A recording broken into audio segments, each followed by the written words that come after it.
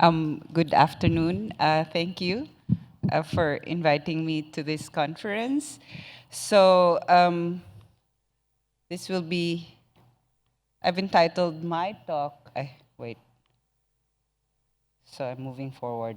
How do TB in advanced HIV disease, why patients still die and what saves lives. So this will be the outline of my talk. And we start with a case. This is a patient that I saw 3 years ago. He is a 39-year-old male with coming in with 1-month fever. He was previously he previously saw another clinic and was just given antibiotics for 5 days, but then he developed abdominal pain and jaundice, so he came to our emergency room.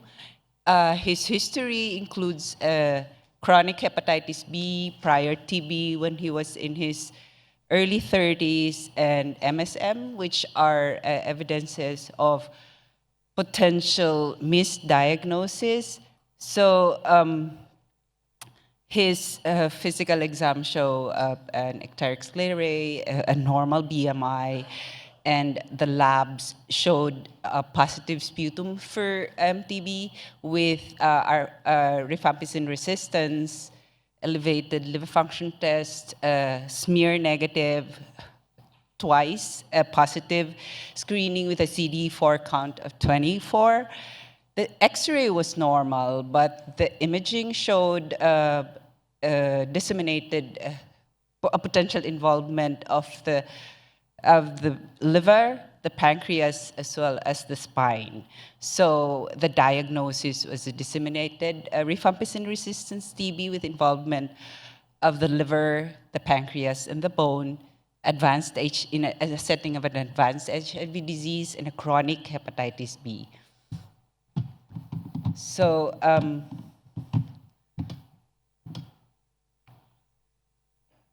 the case I just presented is not unusual. No? We see it often, and it reflects the clinical reality of advanced HIV disease, where profound immunosuppression leads to a typical, disseminated, and often fatal TB.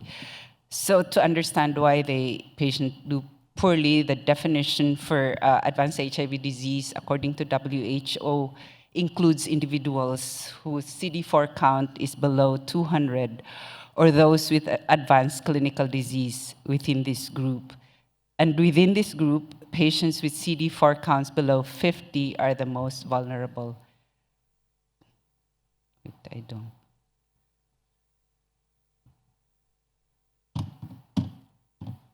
So they are either, so people with advanced HIV disease are either ART naive, or they are those PLHIV who were initially engaged but disengaged in care, and those who experience ART failure without disengagement. Can I? So here. Chavalon. I don't know how to move this one. So globally, okay. So globally, TB is still the highest the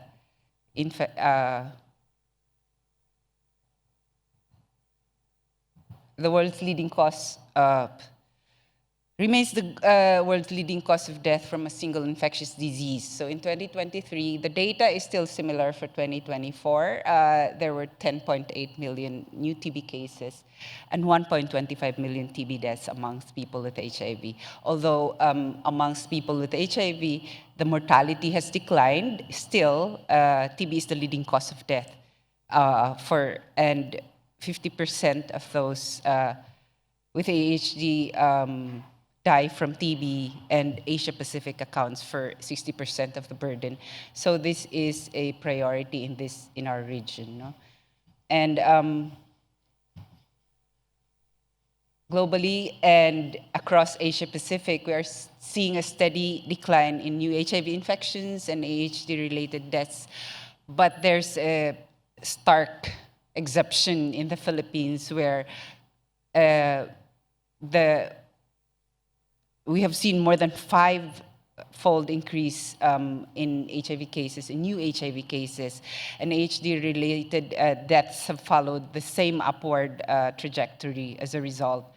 Nearly 1 in 3 newly diagnosed Filipino present with advanced HIV disease, and TB remains the leading cause of death in this group. So this creates a perfect storm where late HIV diagnosis and missed TB intersect. So HIV fundamentally alters the host pathogen relationship with Mycobacterium TB as CD4 T cell counts fall, particularly below 200 and even more so below 50. The immune system loses its ability to contain TB locally. This leads to higher bacillary loads, impaired granuloma formation, and systemic immune activation rather than effective containment. Clinically, this explains why TB in advanced disease is more often disseminated, extrapulmonary, and sputum smear negative. And at higher CD4 counts, you may see TB in a classical pulmonary disease, but as immunosuppression deepens, extrapulmonary involvement can reach up to 40 to 80%, and radiographic findings become atypical or minimal. TB also accelerates HIV progression by increasing viral replication, while ART initiation in this setting carries a risk of TB-associated iris. So, disseminated TB is the hallmark in advanced HIV disease. So in a Tanzanian cohort of severely ill patients, nearly 6% had TB bacteremia, and half of those patients died within over a month. An autopsy study shows a more starker story, where TB accounts for up to 40% of HIV-related deaths globally, reaching over 60% in South Asia. Most of these cases were not diagnosed before death, highlighting how often disseminated TB is missed in advanced HIV disease. So the graph on the right shows that CD4 counts when CD4 counts below 50, fall below 50, the mycobacterial burden in the blood rises rapidly.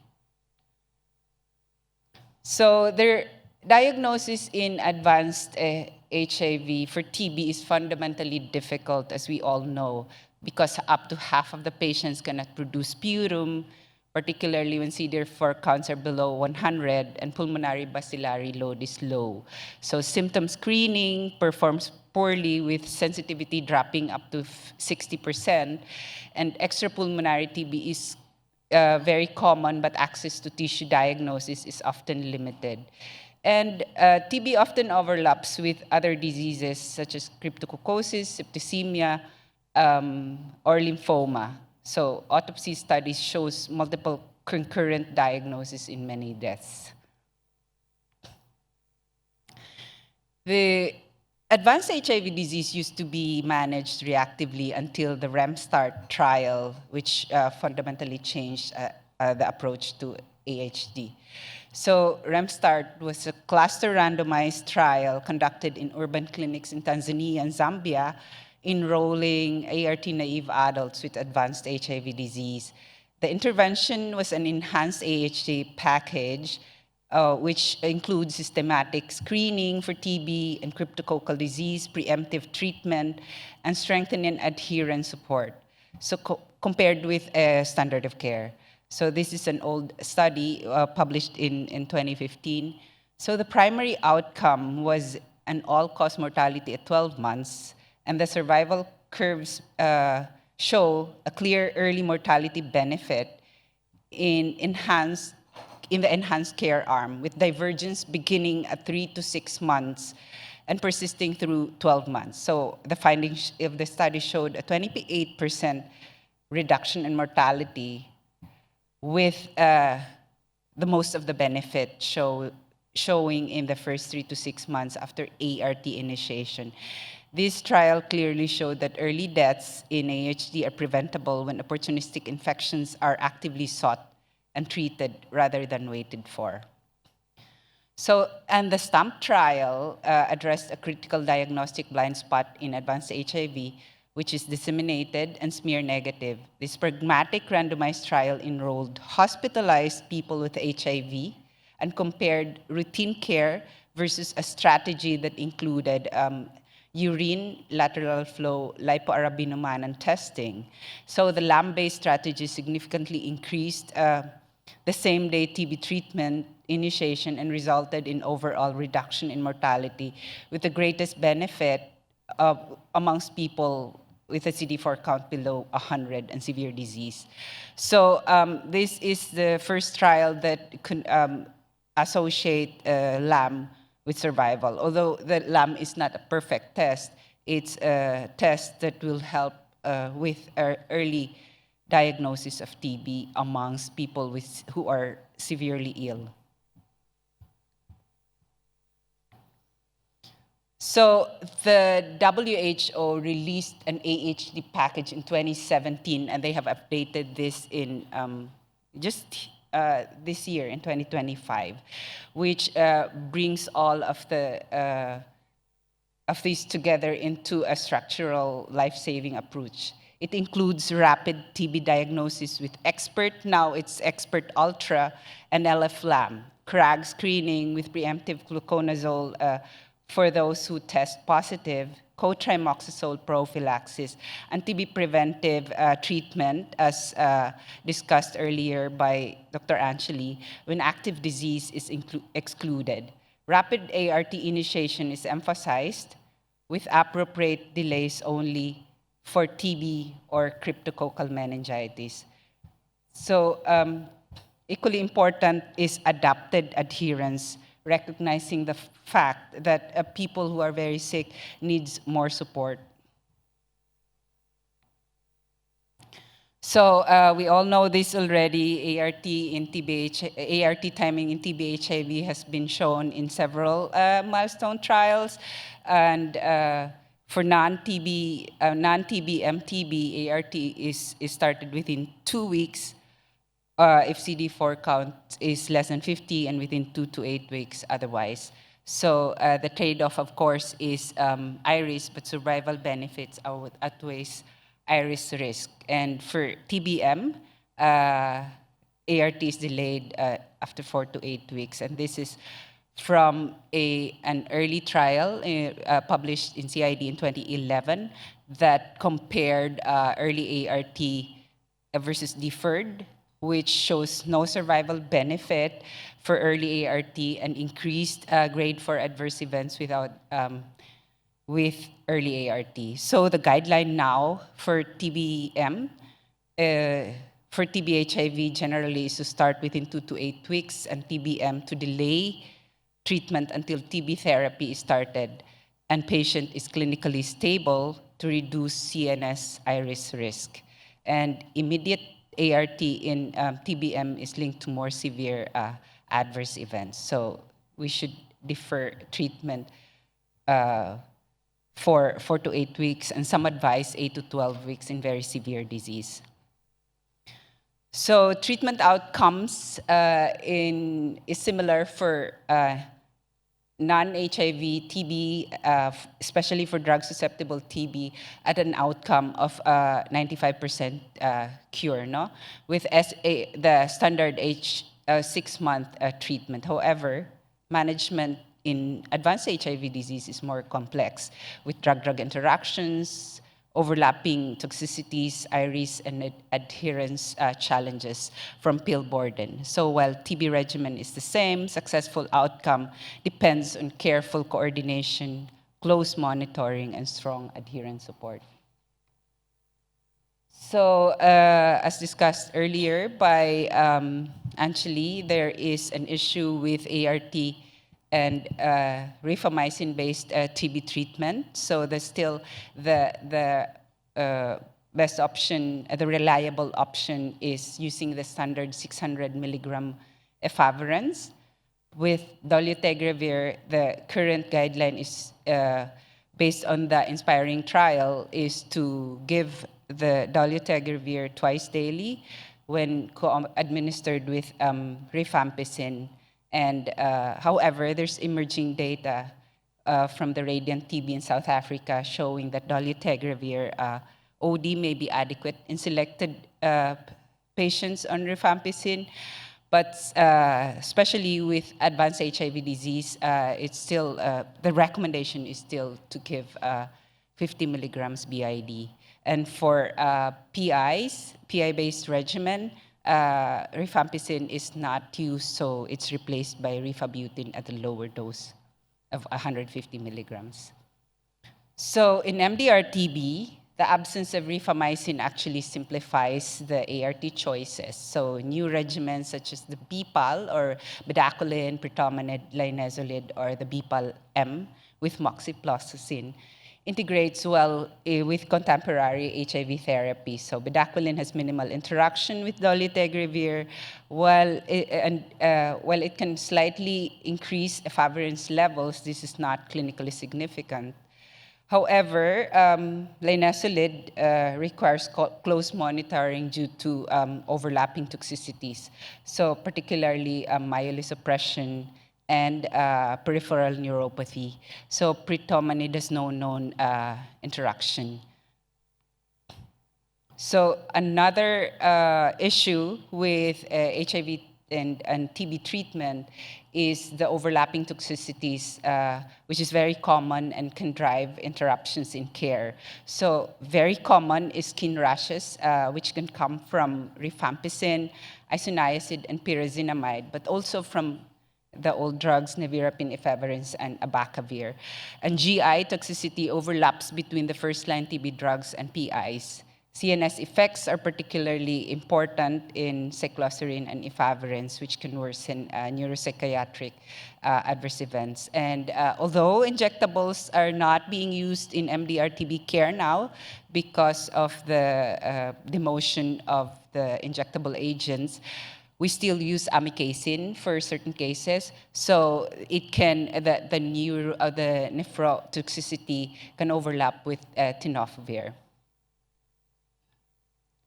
So what is the single most important determinant of outcome in treatment of TB and HIV are improving adherence support. So what's being emphasized now is a flexible, so the rigid DOT is now not acceptable, so we do the flexible patient-centered observation therapy, and especially in advanced disease. So simplified regimens, synchronized TB and ART refills, clear patient education, reduce pill fatigue, and shared decision-making helps patients anticipate side effects instead of abandoning care. So integrated HIV services, which has been talked about in this session, one team, one visit, one plan, consistently improve retention. And finally, enablers really matter: transport support, food support, and nutritional support, and psychosocial support. So the corticosteroids should be given only in specific TB forms due to high risk of worsening of opportunistic infections. And so in advanced HIV disease, severe TB must be treated as a time-critical condition. TB treatment should be initiated promptly, especially in patients who look septic. Many present with sepsis-like features driven by disseminated TB, so supportive care with fluids, antibiotic, and close monitoring is very essential, and nutritional rehabilitation is not optional. So severe wasting worsens the outcomes of and drug tolerance. So finally, because these patients are fragile, we must actively monitor for drug toxicity. So these clinical principles are already well established, but outcomes depend heavily on how our health system delivers them. So as a case study, I will just present how we implement AHD in the country. So the TB and HIV program really remains largely vertical, with separate services, service delivery, and reporting systems like ITs for TB and OASIS for HIV. Diagnostics are still fragmented. In fact, we are not still using CRAG widely. LF-LAM has recently been approved by the TB program.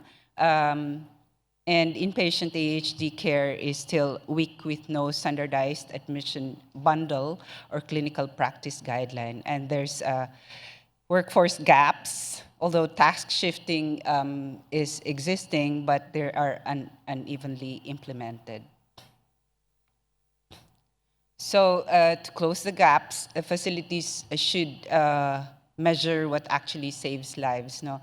So monitoring of LAM use in facilities could be an indicator for, could be an AHD specific indicator. In South Africa, they monitor LAM testing for inpatients with AHD. And in their recent publication, they showed a 74% utilization. For CRAG coverage, CRAG testing and preemptive fluconazole can be tracked as a routine AHD indicator, and ART timing must be tracked, especially from time to TB diagnosis to ART initiation. And finally, inpatient mortality among PL-HIV should be a core indicator of all facilities or programs. So going back to the case that I presented earlier, this patient was initiated on MDR-TB regimen with supportive inpatient care. So he stayed in the hospital for a month. And ART initiation required careful initiation. We initiated the anti-TB, the ART 7 days after anti-TB medication was started. Since CALAS was negative, we started a fluconazole prophylaxis and gave cotrimoxazole prophylaxis as well. So he completed the 9-month anti-TB regimen, and viral suppression occurred after 6 months. So as key takeaways, TB remains the top cause of AHD mortality, and early integrated diagnostics save lives. Bundle diagnostics, such as the use of LAM, CRAG, high LAM and CRAG coverage, and rapid ART, and programmatic integration and strong clinical pathways is very essential for survival of most AHD patients. So, thank you.